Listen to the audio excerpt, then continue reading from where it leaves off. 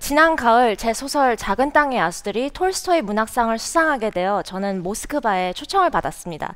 야스나야 폴리아나는 바로 톨스토이 백작 집안이 대대로 물려받은 영지입니다. 첫날부터 레브 톨스토이 대문호의 고손자이신 블라디미르 톨스토이님과 러시아 문학의 주요 인사들이 제 작품에 대한 극찬을 하시고 함께 문학에 관한 진지한 대화를 나눴습니다. 상상했던 그대로 러시아는 정말 문화적 자부심이 강하고 그 중에서도 이분들은 최고의 지성이셨습니다. 반면 저는 톨스토이만 많이 읽고 도스토옙스키는 잘 모르는 게 들통날까 봐서 모스크바로 가기 직전에 1000페이지가 넘는 카라마조프 형제들을 황급히 읽기도 했는데요. 그래서 사실은 며칠 있다가 정말로 대화 도중에 자연스럽게 카라마조프 형제들 이야기가 나와서 얼른 손들고 아는 척했던 기억이 납니다. 그만큼 긍지 높은 러시아 문학계에서 어떻게 한국 문학인의 지성과 인격을 잘 대표할 수 있을까 고민을 많이 하고 갔습니다. 그렇게 시상식 날이 되었고 호텔에서 옷을 입고 있는 저에게 블라디미르 톨스토이님의 장녀이신 아나스타니아님께 문자가 왔습니다. 바로 한강 작가님이 노벨상을 수상하셨다는 기사와 함께 한국 문학에 있어서 오늘은 위대한 날이다 라고 메시지를 보내주셨어요. 순간 저는 새삼 제가 러시아 문학계뿐만 아니라 세계 문학계에서 한국을 대표하는 것이라고 느꼈습니다. 몇 시간 후 볼쇼이 극장 무대에서 한 시상식 연설은 김주의 제 개인이 했다기보다는 한국 문학인으로서 세계에 전달한 메시지라고 생각합니다. 전쟁과 고립주의로 인류 전체가 양극화되는 요즘 러시아에서 문학의 본질이 왜 평화와 인도주의일 수밖에 없는지 증언한 이 날은 저에게 세계 시민성을 실천할 중요한 기회였습니다. 오늘의 주제인 세계 시민성은 한국에서 태어나 여러 나라에서 살아온 저에게 평생 중요한 지침이 되었습니다. 그렇다면 세계 시민성은 해외여행을 많이 한다는 뜻일까요? 시야를 넓히면 사고방식이 열리는 데 도움이 되지만 반드시 여행을 즐긴다고 해서 세계 시민이 된다고 생각하지는 않습니다. 심지어 국제 뉴스를 많이 본다고 해서 세계 시민이 되는 것도 아닙니다. 여행도 뉴스도 외국 문화도 자기중심적으로 섭렵하면 좀 더 고급스러운 소비에 지나지 않습니다. 세계 시민성은 소비하는 것이 아니라 창조하는 것이기 때문입니다. 타인의 고통에 공감하고 연대하며 그 치유에 기여할 때 비로소 세계적 소비자가 아닌 세계적 창조자가 된다고 말할 수 있습니다. 수학적으로 표현하면 우리의 삶이 세계의 net negative가 아니라 net positive가 될 때, 우리가 갖고 가는 것보다 더하는 것이 많을 때 우리는 세계 시민이 되는 겁니다. 국적이나 인종, 언어를 뛰어넘어 인간의 존엄성을 우선시하고 그 존엄성을 훼손하는 상황에 책임을 지는 것, 그것이 바로 제가 생각하는 세계 시민성입니다. 그리고 또 하나의 중요한 지점은 이 세계 시민성이 인간을 넘어 자연까지 포괄해야 한다는 것입니다.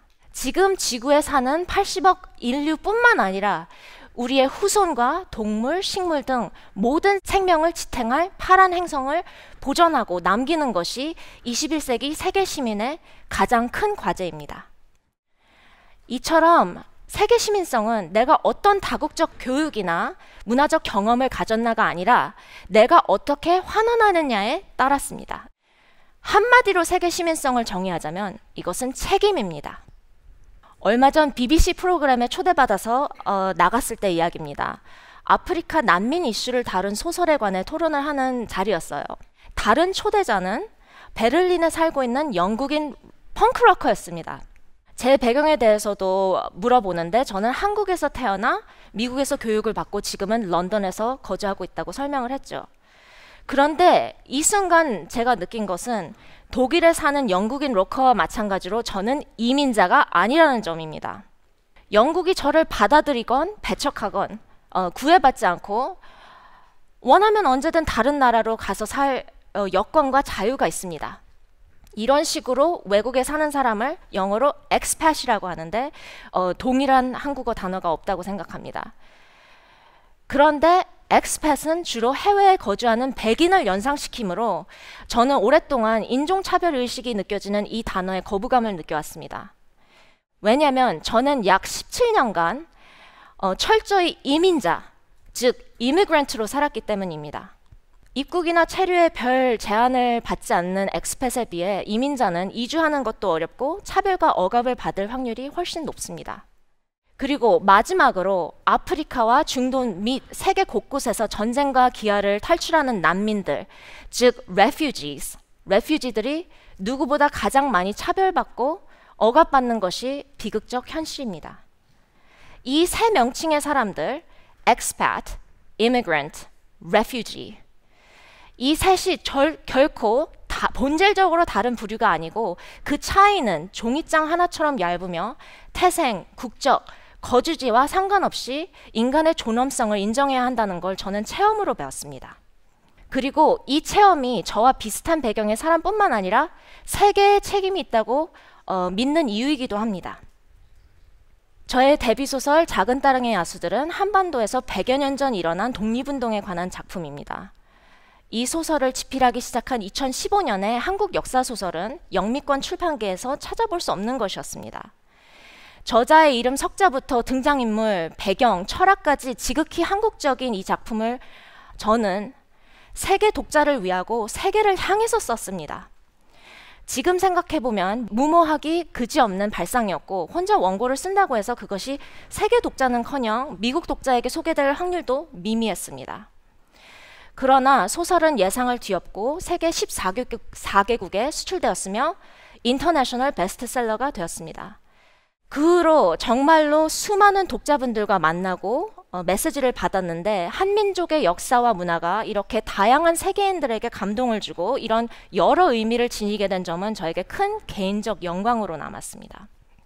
브라질의 한 독자는 자신의 나라가 겪고 있는 정치적 억압 속에 이 책을 읽으며 영감과 용기를 얻었다고 전했습니다. 그에게 한국의 독립운동사는 단순한 타국의 역사가 아니라 지금 자신의 삶을 살아갈 용기를 주는 서사였던 것입니다. 국격을 넘는 문학은 이런 곳에서 단순한 지적 즐거움을 주는 것이 아니라 정신적 양식이자 무기가 되기도 합니다. 지난달 버클리대에서 저를 만나러 콜로라도에서부터 온 어느 미국 독자도 기억에 남습니다. 그분은 오기 전에 작은 땅의 야수들을 2번째로 읽었다. 그런데 지금 현재 이민자와 이주자를 억압하는 미국의 정치적 상황에 견주어 보니 더욱 큰 울림이 있었고 희망을 준다고 말씀하셨습니다. 또 굉장히 기억에 남는 한 분은 어느 일본계 미국인 독자이셨는데요. 이분은 제 차기작 밤새들의 도시를 먼저 애독하시고 작은 땅의 야수들을 그래서 읽게 되셨다고 하셨습니다. 원래 이분은 평생 동아시아 근대 역사를 회피하신 분입니다. 일본의 만행에 극심한 수치심과 죄의식을 느끼셨기 때문입니다. 자신의 친할아버지는 남경에서 일본 제국 군대에서 싸우다가 남경에서 1937년에 전사를 했고 자신의 아버지는 그 수치심 때문에 알코올 중독증에 시달리다가 일찍 세상을 떠났다고 했습니다. 그런데 제 차기작을 읽고 감동을 받아서 이런 망설임을 극복하고 한국 독립운동에 관한 소설을 읽게 된 것입니다. 이 독자분은 작은 땅의 야수들을 읽으면서 한일 양쪽 인물로 서술되는 사랑, 인간성, 우정에 공감했고 마음속 깊은 치유를 경험했다고 하셨습니다. 그리고 또 이렇게 말씀하셨습니다. 당신의 책은 나를 감동시켰어요. 나는 미래의 한국이 통일을 이루어 하나의 독립된 국가가 되기를 바라며 한국, 중국, 일본 사이에 평화로운 관계를 이룰 수 있기를 바랍니다.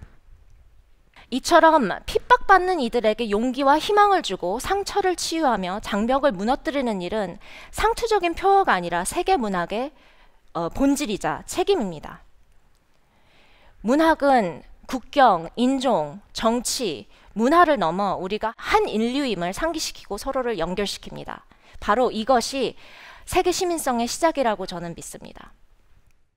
이런 세계 문학의 가능성과 도리를 확신하고 있는 저는 문단에 데뷔하기 전부터 문학 생활과 사회 환원을 동시에 같이 하리라는 것을 꿈으로 갖고 있었습니다.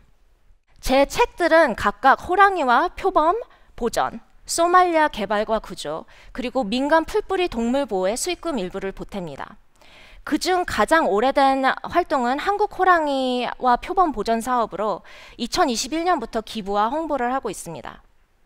2023년부터는 한국의 유일한 호랑이 표범 보호단체 한국범보전기금의 홍보대사로 일하고 있습니다. 우리가 호랑이 하면 자연스럽게 한국의 상징처럼 여기지만 약 1세기 전 일제감정기 때 민족정신 말살 정책으로 안타깝게도 호랑이는 한반도에서 절멸되었습니다. 그러나 한국 호랑이와 우리 조상이 똑같이 범이라고 일컬은 표범은 러시아, 중국, 북한 접경지대에 아직도 살아있습니다. 약 600여 마리의 호랑이와 120여 마리의 표범이 온갖 위험을 물리치고 아직도 꿋꿋이 남아있는 것입니다. 뿐만 아니라 현재 러시아와 중국의 보호구역은 포화 상태이기 때문에 호랑이 개체가 본래의 고향인 한반도로 넘어오고 있습니다. 2024년에는 드디어 국경을 넘은 호랑이가 북한 쪽 백두산에서 목격되었다는 가슴 뭉클한 소식이 전해졌습니다. 100여 년 만에 철조망, 강, 철도 등 치명적 장애물을 넘어 호랑이가 한반도에 귀환한 것입니다.